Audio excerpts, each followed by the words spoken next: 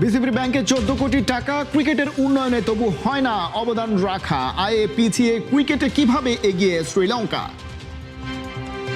সাকিব আল হাসান ফিরছেন খুব শিগগিরই দেশে, তার জন্য ব্যাট হচ্ছে তৈরি রাজশাহীর এমকেএসে। নতুন ক্রীড়া প্রতিমন্ত্রীর সাথে বিশেষ আলাপ ফুটবল ফেডারেশনের সাথে। অডিটে 20 কোটির গড়মিল বাফুফে সামাল দেবে কোন পথে? সাকিব আল হাসান ফিরছেন দেশে, প্রতিদিনই এই গুঞ্জন ডালপালা মেলছে। গুঞ্জনের সাথে তাই তাল মিলিয়ে রাজশাহীতে এমকেএস ব্যাট কারখানাতেও ব্যস্ততা বেড়েছে। এখানে প্রস্তুত করা হচ্ছে সাকিব আল হাসানের জন্য ব্যাট। ধীরে ধীরে বিদেশি খেলোয়াড়দেরও ব্যাট দেবে এমকেএস। ব্যবসার মসৃণতার পথে কোম্পানিটিকে আরও আশাবাদী করছে ক্রীড়া প্রতিমন্ত্রীর দেশে স্পোর্টস ইন্ডাস্ট্রি প্রতিষ্ঠার প্রতিশ্রুতি।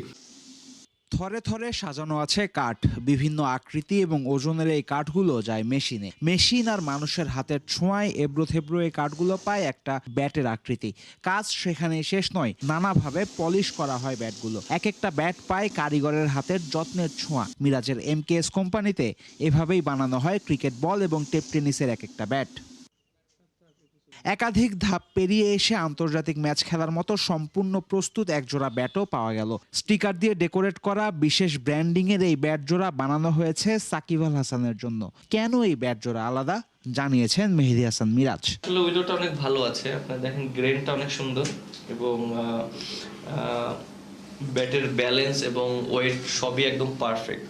আর আমার কাছে মনে হয় একটা ব্যাটের সবচেয়ে ইম্পর্টেন্ট জিনিস হলো ব্যালেন্স এবং ওয়েট।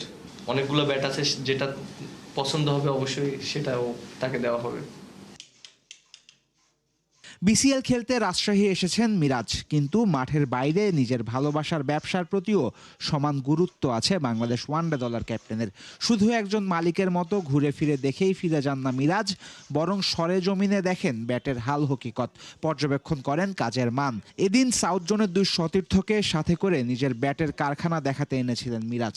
একদিন আরও বড় হবে এই কোম্পানি, বিদেশি তারকাদের হাতেও থাকবে এমকেএসের স্টিকারওয়ালা ব্যাট, সেই স্বপ্ন দেখেন তিনি। আমাদের কোম্পানিটা একটু ভালো জায়গায় গেলে, স্টাবলিশড হলে, তখন আমরা দেশের বাইরেও স্পন্সরশিপের জন্য আমরা যাব। যেহেতু আমাদের একটু সময় দিতে হবে, কারণ আমাদের এরকম একটা কোম্পানি গ্রো আপ করতে একটু সময় লাগে। আর যেহেতু আমরা স্টার্টটা হয়েছে, আমরা ডে বাই ডে ভালো একটা পজিশনে যাচ্ছি ইনশাল্লাহ। সো আশা করি ভবিষ্যতে আমরা দেশের বাইরে ক্রিকেটারদেরকেও স্পন্সরশিপের দিব। নতুন ক্রীড়া প্রতিমন্ত্রী আমিনুল হক ঘোষণা দিয়েছেন দেশে হবে ক্রীড়া সামগ্রীর ইন্ডাস্ট্রি। এমন খবর মিরাজের মতো উদ্যোক্তাকে খুশি করেছে। ভবিষ্যতে শুধু ব্যাটের বাইরেও এমকেএস অন্য ক্রীড়া সামগ্রীও প্রস্তুত করবে, সেই প্রত্যাশা মিরাজের।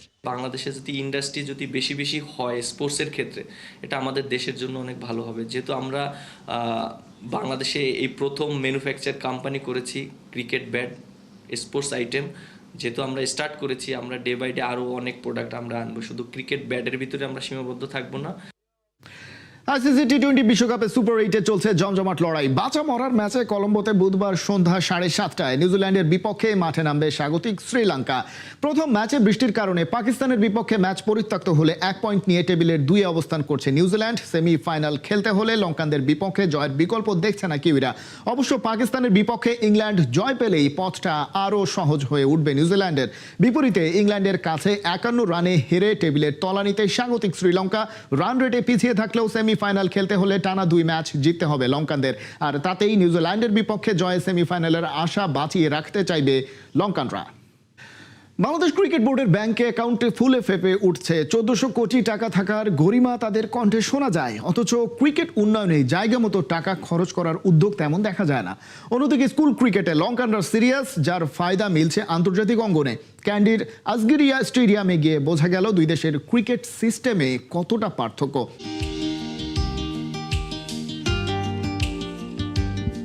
বোলিং অ্যাকশনটা পরিচিত মনে হয় না? মুতিয়া মুরালি ধরনের অ্যাকশনে বোলিং করলাম, ভালো বল, ভালো ডেলিভারি ছিল।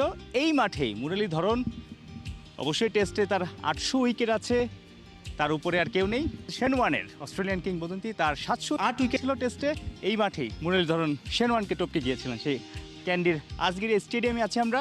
এখানে বাংলাদেশের অনেক অতীত আছে, সেটা জানবো। একসময়ের আন্তর্জাতিক ভেন্যু বিশ্ব ক্রিকেটের বড় বড় তারকাদের পা পড়েছিল। দর্শকরা 4 ছক্কা কিংবা উইকেট ভাঙার মুহূর্ত দেখে আনন্দে মেতেছিল।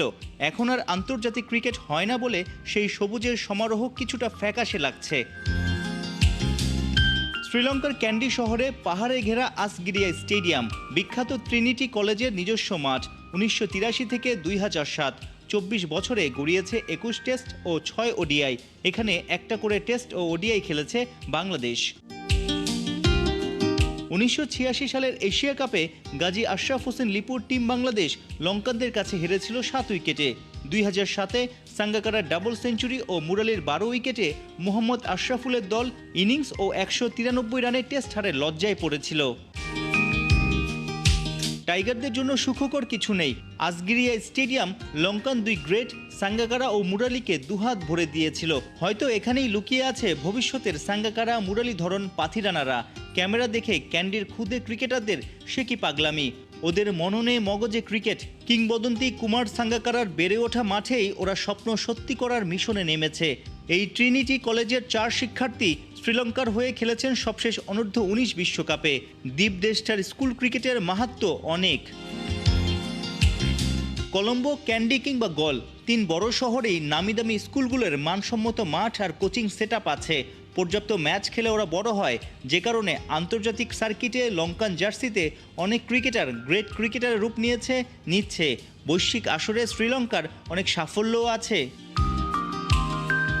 লঙ্কানদের সিস্টেম আর অবকাঠামো দেখে আক্ষেপ হতেই পারে টাইগার ভক্তদের। লজ্জায় পড়তে পারেন বোর্ড কর্তারা। বাংলাদেশের স্কুল ক্রিকেটের যাচ্ছে তাই অবস্থা। স্কুলগুলোতে মানসম্মত মাঠ, কোচিং সেটআপ নাই বললেই চলে। বিসিবির আছে 1400 কোটি টাকা। ঘুম ভাঙবে কবে? টাকা ব্যাংকে পড়ে থাকলে কি আর ক্রিকেটের উন্নতি হবে? এবার আলাদা করে বাংলাদেশ ফুটবল ফেডারেশনের সঙ্গে আলোচনা করেছেন যুব ও ক্রীড়া প্রতিমন্ত্রী আমিনুল হক। ফুটবল উন্নয়নে বাফুফের একাধিক চাওয়া পূরণ দিয়ে করেছেন প্রতিশ্রুতি।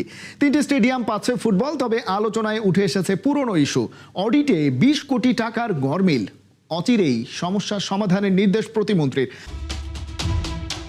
সম্ভাবনার টেবিলে বসে যুব ও ক্রীড়া প্রতিমন্ত্রী আমিনুল হকের সঙ্গে আলোচনায় বাফুফে। ফুটবল উন্নয়নে আসে একটার পর একটা প্রস্তাব। প্রতিমন্ত্রীও সায় দিচ্ছিলেন ইতিবাচকভাবে, কিন্তু হঠাৎ সেই টেবিলে উঠে আসে পুরনো হিসাবের খাতা। ক্রীড়া মন্ত্রণালয়ের সচিব জানান, বাফুফের অডিটে প্রায় 20 কোটি টাকার গরমিল। শিগগিরই বাফুফের সাবেক সভাপতি কাজী সালাউদ্দিনকে ডেকে পাঠাতে পারে দুদক। সেই সঙ্গে তদন্তে দোষীদের আনা হবে বিচারের আওতায়।